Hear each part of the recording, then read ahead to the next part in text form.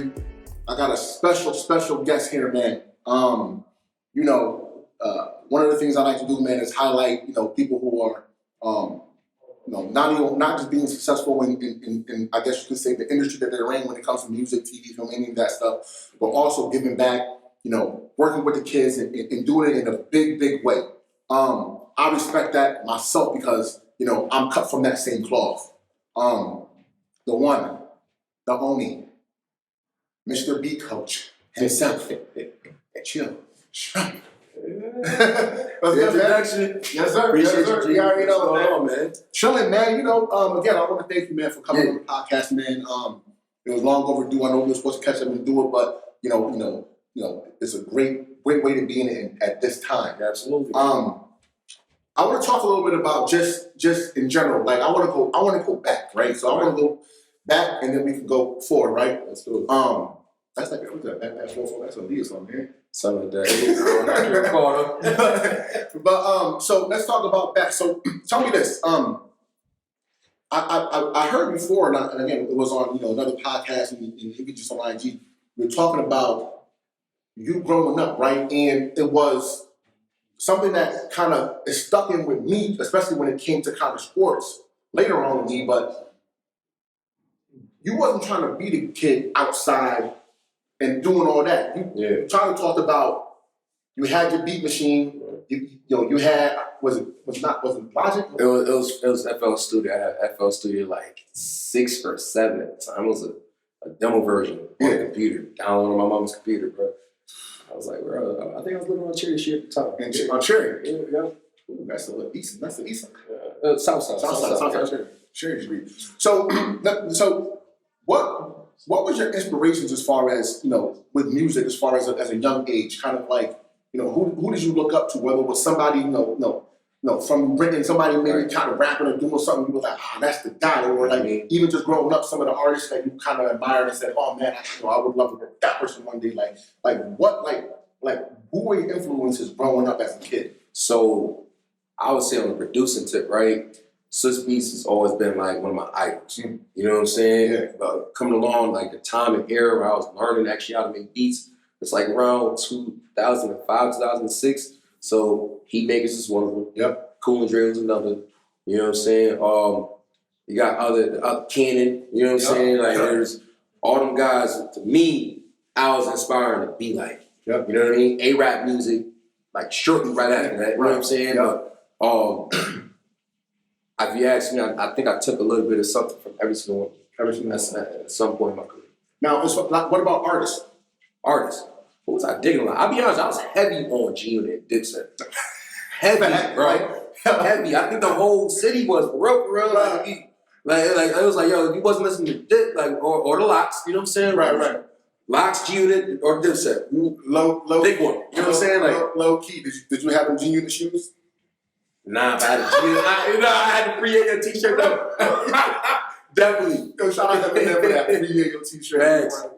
So yeah, like I said, G-Unit definitely and Dipset, because I feel too like around that era, man, it was a different type of feeling when it came to music. Because 50 came out and he was like, like, yo, get out the way type, like, you know what I mean? And then we had Dipset, and then like the Locks, and they had that New York type of beat thing. You know what I'm saying? And that's why I say that. As far as the artists too, or just music. What about the South or the West Coast? Are there any guys like from there that you kind of were like, yo, I'm really feeling that dude? Because again, the South came later, right? So after that, so you got the guys like T.I., you got the Rick Ross guys, you got even a guy like Lil Wayne who you work with. You know what I'm saying? Right. So any guys from the South, or any guys even from the West Coast that you were kind of like, yeah. So that sit there and average say, I want to say, like my freshman year in high school was, if you ask me, I can remember it's like yesterday, bro, because like it was like a spring. I was in 9th grade, talking about 2006, and the Dedication 2 came out. You know what I'm saying? And that's when I became a like hardcore Weezy F Baby fan. Yeah. You know what I'm saying? So I was heavy on Lil Wayne. Obviously, the type of run he had for the years and years to come after that. Right. West Coast, I'll be honest with you, like my real inspiration at the time didn't really pick up until 2014, 2015, and that's when I started listening to Nipsey. You know what I'm saying? See, and again, like and I'm glad you just mentioned, you talked about Nipsey, right? Because we had a conversation about this, and we talked about artists, right? And artists coming up and kind of like, what it takes to get to that next level. And people don't realize that Nipsey was actually putting in a lot of work before we even knew who Nipsey Hussle was, right? So my thing is like, what type of advice would you give someone coming up, an artist, or, advice as far as being in the game, being an artist, the type of hard work you got to put in, because me, again, coming from like a sports background when it comes to football, I knew what it was like to have to go really put in hard work, right? But as far as an artist, like what type of advice you would give someone, again, as a beat coach, but also just as a producer, and as an artist yourself, like what type of advice would you give up and coming kid? I'm gonna say off the rip, if you're expecting a fast turnaround, this ain't for you. Right. You know what I'm saying? Like you gotta understand, you gotta sit there and work your ass off for at least 5 years, even see some type of motion for it. You know what I mean? And then you still got a shitload of work to do. Right. So, as far as my advice to give to artist, producer, anybody pursuing music in general, you know what I'm saying? For one, understand your craft, become a student of it. Don't feel that the furthest reach of your network is within your state, especially considering that we ain't connected. Right. Dude, it's so much further than that. Right. You know what I mean? Like you'll gain a probably triple or 5 times the connections you can gain here in a year than being in New York and LA for a month. Right. You know what I'm saying? Yeah, so and that's real, man. I'll be honest, man. Like I see, of course, man, I'm on social media, but I'm on social media silently. Right. So I'll be scrolling on my social medias and I'll be peeping. People be, especially artists, they'll be upset. Why nobody supporting me? You know what I'm saying? Nobody jacking me, man. Or they'll be seeing somebody, they'll be looking at somebody else's success. Right. Man, it's crazy for me. It's like y'all be picking and choosing who y'all want to support. Right. No, they're not. They're rocking with that person because they know that they worked or put in them 10,000 man hours for, and the fruits of labor is starting to reach. That's why they rock with him. You still got more work to do. Right. You feel me? Just because this certain network is not rocking with you don't mean that the next network that you have to dig and work and find will. Yeah. You know what I'm saying? Like, nah, they want that vanilla ice overnight success. And that's not how it works. You gotta, again, like I said, you gotta be able to put in the work, man. Right. Like, I don't understand someone who don't want to put in the work. I'll give you an example. I was talking to Motv about this earlier today. I found it funny, because me, I'm a football dude. You know what I'm saying? Right. And I sat there and I seen, and no disrespect, but disrespect if y'all feel like it's disrespect, but I know me. I came in playing football. I didn't know how to rap at all. I was trash. Trash, bro. I'm not even gonna hold you. Yeah. So I'll come home from college, right? And I would see my cousin Calvin. I would see, Javon Jones. I would see, you know what I'm saying? Mitch, all these dudes, you know what I'm saying? They rap, they in the freestyle cypher, they doing this, and I'm like, it's crazy. They trying to get me jumping. I'm like, I'm straight, bro. Like, you know what I'm saying? I am not getting on that. Like, y'all got it, you know what I'm saying? But I would take it, I would learn. So when I go back home, I would learn it. But I'm at Penn State, but I'm seeing all different type of dudes. I'm seeing Philly dudes, I'm seeing this, I'm doing all type of stuff. So I get back and it's all practice. You look at it, you cross over, that was in 2002. By the time I came back to Connecticut in probably 06, and I put on a little mixtape for them, they was like, yo, what? That's 4 years of me, and I still was like, not even that nice. Right. And that's why I say these dudes don't understand that it takes a lot of hard work, you know what I'm saying, and dedication. The biggest thing I commend you with is your hard work and dedication. So my thing is, back then it was hard because social media was just kind of coming up on our own. You miss Instagram and all this stuff.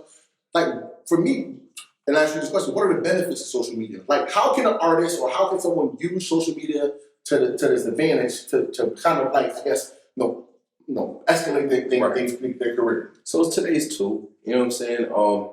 You gotta, I'll be honest, man, like, it's crazy. You can use social media in many ways. You know what I mean? Whether it's being a lit entertainment dude or doing something that's gonna wow people or being influential and inspiring. You know what I'm saying? There's many ways to actually just utilize social media, man. I guess in my predicament, don't get me wrong, I've definitely used social media as my tool, but it was one thing for me that just sat there and just took it off for me. It was TikTok. Right. You know what I'm saying? Mind you, like, I work in the school system now with the kids, man. Yeah. That's their go-to. You know what I mean? Like, I come from the Facebook and Instagram. You know what I'm saying? Like, and they look at Facebook like, ew, like, that's old. I don't even want that. You know what I'm saying? Like, I come from the AIM. Yeah, like, all these kids used to TikTok. You know what I'm saying? And so I sat there and said, yo, no, let me make one. And it was stagnant. I probably had no more than 300 followers, and I posted one video of me teaching kids how to make beats, and it was insane. And it kicked off what we know as my new motion today. So again, I'm glad you talked about that. So and mentioned that. So let's talk a little bit about that. Let's talk about your after school program. Let's talk about what's next for you guys, which is it's a huge thing, because I'm the type of person who says, if you're not giving back and you're not giving out lessons, how are you going to receive these lessons? So the thing that you're doing right now, you, Mud, everybody in your whole crew, it takes an army, man, right? Yes. And what you guys are doing with your nonprofit that you guys are going to be doing, Yes. out in the studio and everything out in Bristol, I wanted you to talk about in detail how this amazing viral event happened for you when you posted the one video on TikTok, and then it started catching waves. Because I'm looking at it, I'm like, yo, what's going on? I'm like, yo, he got these people straight sharing it. I'm like, yo, what? This is crazy. Because I never personally met someone or knew someone that was like went viral. Like you're saying, I'm like, yo, it's a blessing, because I'm like, I know how hard you work, right? Right. So I'm like, yo, that success is amazing. So bro, I need to know, like, because it goes from that to going on the Kelly Clarkson show. That's crazy, bro. Man, so tell me a little bit about that, man, as far as in more detail, as far as going viral, being a beat coach, the after school program, and then the transition into now a nonprofit, and then your studio and everything like that, bro. So, shoot, if I could bring it back to where it makes the most sense that we were running out of a studio, and that we had. We was actually making it happen. Right. We was in good predicament over there. One thing after another happened. We kind of had to part ways from that. Out of necessity, I needed a job. You know what I'm saying? So my boy, and granted, you feel me? That I'm just gonna be real. I'm gonna be real with everybody on there. I've worked with top artists. You know what I'm saying? I worked with Weezy.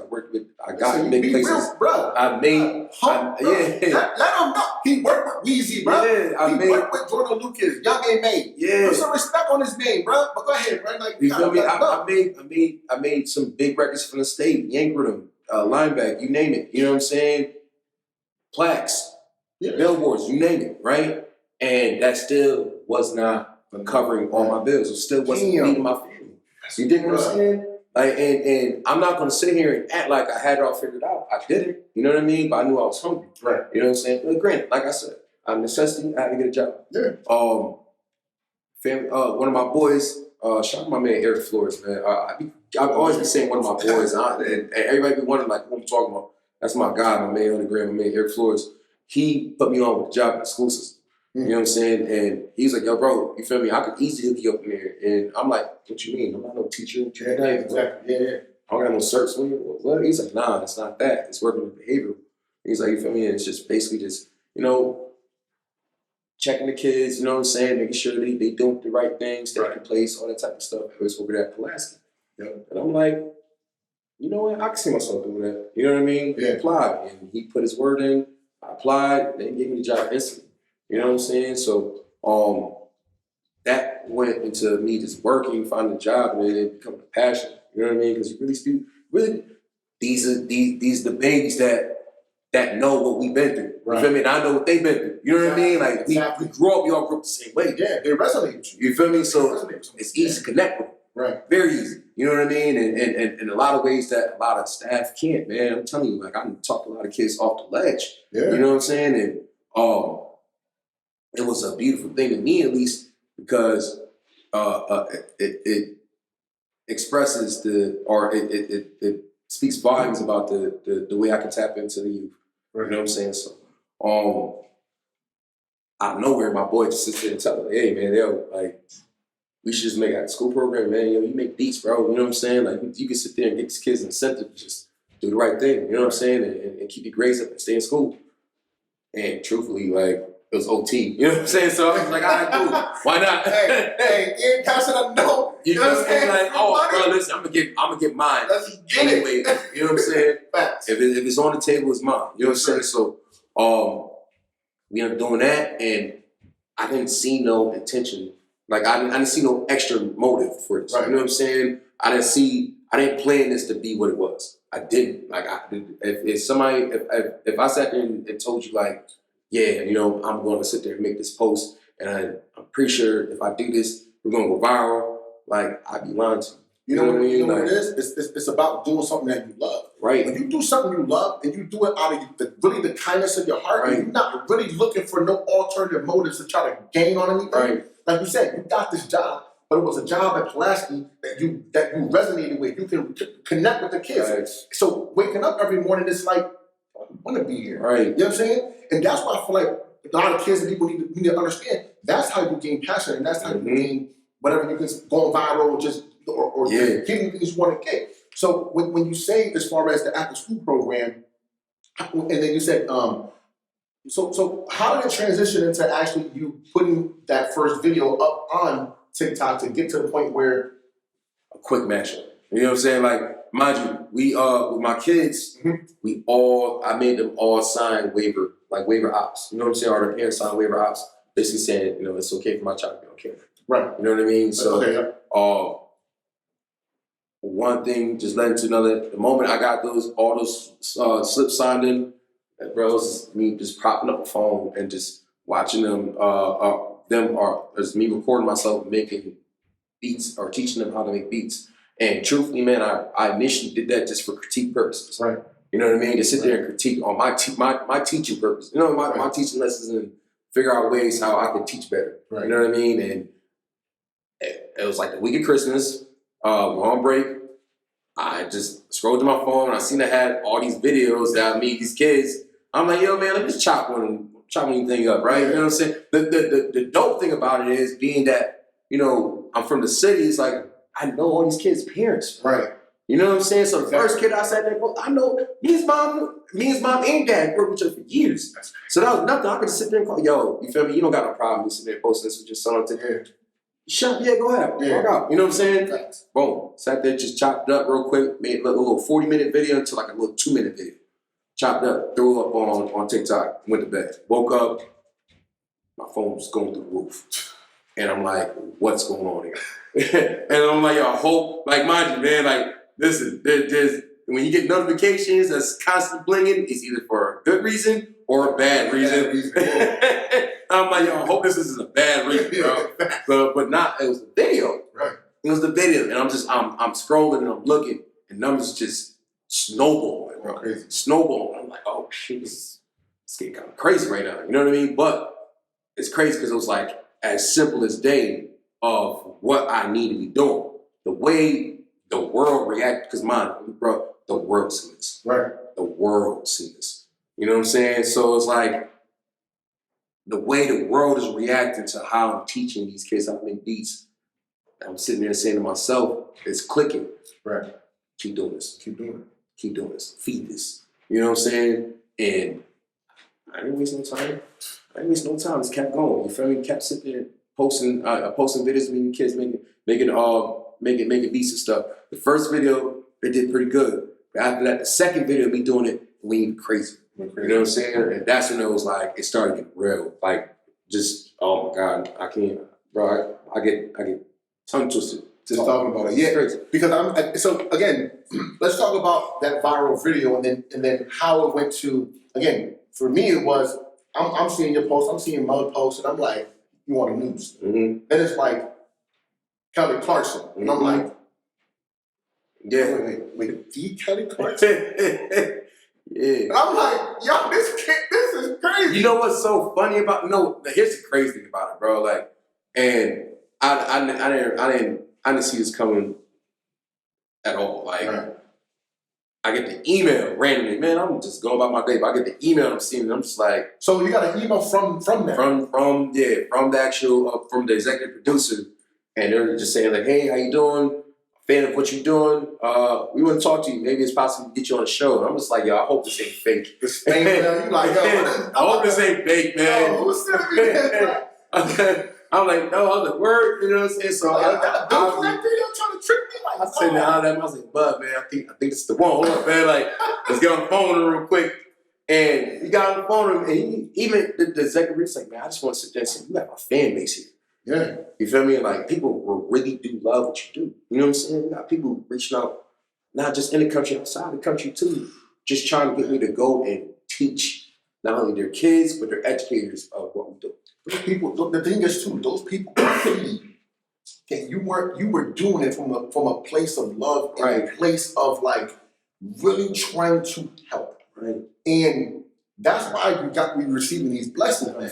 And that's why I always say, and I continue to say it, if you're not giving back, if you're not willing to help the next person, you can't be willing to expect that you're going to get that in return, right? I see it all the time on Facebook. My days are good. If your day was faster one day, then maybe the next day you should change up some of the things you're doing, right? And if you never change those up, you're never gonna prosper in life. Exactly. So talking about the Kelly Clarkson show, what was it like when you got there? So wasn't it? So you went to LA, right? Yes. Within, I'll be honest with you, man, we just went through a quick little process and just figured out, you know, a little bit about me and what I'm doing. And after that, they booked us, man. They said, yeah, nah, come on, we're gonna book y'all ticket. We're going to LA. I grabbed one of my students. He was like one of the kids in my crew, in my Hit Factory. That's the name of that school program. Hit Factory, yeah. Hit Factory program that went extremely viral. So they're like, I was like, yeah, let's get him on with us. You feel me? Like, cause he's a good testimony of what's going on. Right. You know what I'm saying? And he seemed like a really good kid too, like super humble. He seemed like dope kid, man. I swear that's my man's. He got younger than be on that shit. He was just like, and he was so smooth with it, like he was just calm and collected. Like, that was his. Mind you, like as far as like the school year, that was his first year there at school, so he didn't really know anybody. You know what I'm saying? That was his first year. Yeah, this is his first year, man. And he don't really know nobody, or he didn't know anybody at the time. You know what I mean? So it was like he's having a hard time, like trying to figure out how to fit in. Right. You know what I mean? And one of the ways could have led them in trouble. Right. But again, that's why I'm here. That's why I do what I do in my job. You know what I'm saying? Right. I saved him from that. I'm like, yo, man, come here. You know what I'm saying? And it's crazy because I actually know his mom too. You know what I'm saying? Like me and his mom went to school each other. So I'm like, calling his mom, I'm like, yo, you know, Chump? I'm like, yeah, what's up? I'm like, yo, hey, all right, so boom. Here's what it is, man. I need your son just to get it together real quick. You feel me? He's a good kid. I know he's a good kid. We just need to make sure he's straight. It's like, no, like, I need him involved in something. Yeah. So I was like, no, I mean, actually, I'm running this after school program, teach kids how to make beats. Right. And I mean, I feel like this is God just lining it up for me. You know what I'm saying? But it was just one thing led to another. And I'm like, all right, no, come through. I'm having sign this permission slip, get your mom to sign it, come through. You know what I'm saying? Right. And ever since then, man, like, you could tell, like, you feel me, when there's kids or just in general, right? When you give them a subject to work on something, there's kids that, you know, it's cool with them, you know what I'm saying? But, you know, it's not necessarily for interest. And then there's the ones that just instantly hooked. Right. He was one of those. Right. You can tell, like, he's constantly asking questions. He doesn't mind staying after. You know what I'm saying? Or staying a little bit longer until his mom comes and grabs him. Right. He's like day by day progressing. You know what I mean? And then by him progressing, of course, he's learning. Right. So it's to the point now where I tell him to make me a drill beat or some type of Memphis style beat, and he'll do it. You know what I'm saying? Like, I don't even need to even direct it. It's just, you got it. What you're doing is just, it's amazing, man. Yeah. I just look back to even just like on my life, like, you know, getting in trouble and then having, you know, my coach adopt me and bring me in, and me just seeing something different, and having that male figure, man. When you're a young black kid, I don't care, you know what I'm saying? You need to have that father figure, like, or someone that's going to say, don't do that, right? Right. And when you have that, it could be a teacher, it could be anybody, but I felt like that kid, he saw that you cared, man, and like you said, it's a blessing, man. God did that, man. Like that's crazy. That's why you be seeing these things, and that's why also think that what you guys are doing with your nonprofit, with you and Mud, I want you to talk about that because you know it's all about giving back, and I feel like what you guys are about to do right now is next level. And again, you got somebody on your team, Mud, who he's a go-getter. Go-getter, right? So I want to talk a little bit about, you know, the nonprofit and just tell me a little bit tell me about exactly like what you guys got going on, where you guys are right now in the current moments. I know I seen you guys on Instagram and stuff, putting everything, getting everything together as far as even the building, everything in Bristol. So tell me a little bit about it. Tell me actually what are you going to be able to, what you guys are offering for the nonprofit, and even maybe some of, if you do know, some of the people that you guys may be partnering with. And I know Mud's talked about the Boys and Girls Club, and we talked about, making things a couple of different places. Talk a little bit about that. Yeah, so shout out to Muddy Mud, man. My manager, but also my business partner. You know what I'm saying? And on top of that, my brother. You know what I mean? We're putting two heads together. We've been working as far as producer and manager. We've been on that since like the last 7 years or so. You know what I mean? But of course, man, we just find other ways to tap in, and we thought it would be a great idea to start involving kids into more things. You know what I'm saying? So. Nonprofit is basically an incubator system. It's called, first of all, let me sit there and say it. It's called Motv Inc. You know what I'm saying? Say that again? Motv Inc. There we go. Put that in the junk. All right. This is an incubator system for kids involving anything with media. So, of course, music production will be one of the things that we're teaching. We're also teaching photography. We're also teaching videography. We're also teaching coding. Any type of business knowledge, industry knowledge, anything in that manner. You feel me? We're able to give off that knowledge, considering that we've been through these ropes. You know what I'm saying? Like we've been in the labor rooms. We've been in situations where it came down for placements and lawyer fees and sample clearances, all that good stuff. You know what I'm saying? We're trying to at least prep the next line generation of producers or anybody involved in music.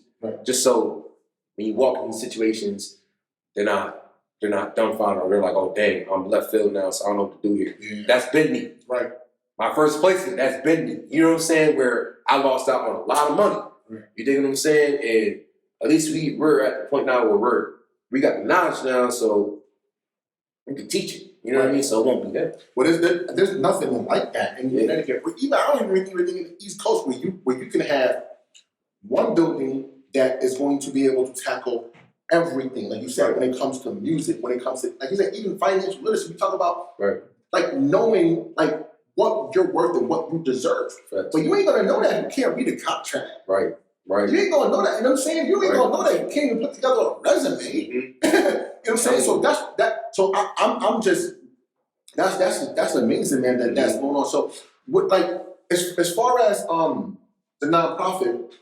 How are you guys? All right, so you got your sponsors coming in, people like that you're partnering with, but also do you guys have maybe where people can go send donations and anything like that? Do you have that? Well, I'll be honest with you, we're working on that right now as far as any donations, organizations that want to just sit there and get involved with us. Of course, we got the contact info that we'll leave here for you guys. So if you guys want to, feel free to reach out and partner up. Or donation or anything like that, please. Anybody that I deal with, $20 challenge, kid for all, y'all donate to my situation over the last 3 years. Y'all definitely need to donate to this, right? Because I'm backing this. I'm trying to be a part of this. You know what I'm saying? Money heard. So, like I said, definitely got to get involved with this. And again, it's going to be a great thing. Not just for the kids and everything going on, but just so they can just. Understand what's going on now so they can actually be great in the future, man. That's the biggest thing, you know what I'm saying? What did you say? I believe the children in the future, baby. That's a fact. So that's a fact. Yeah, man. So on the end note, I just kind of want to talk about because again, I want to talk about what's next for Chill. What's next for Chill? What's next for you? Where do you see yourself and again the next, 3 to 5 years from now or something like that when it comes to, beats or just music or anything like that? Thank you.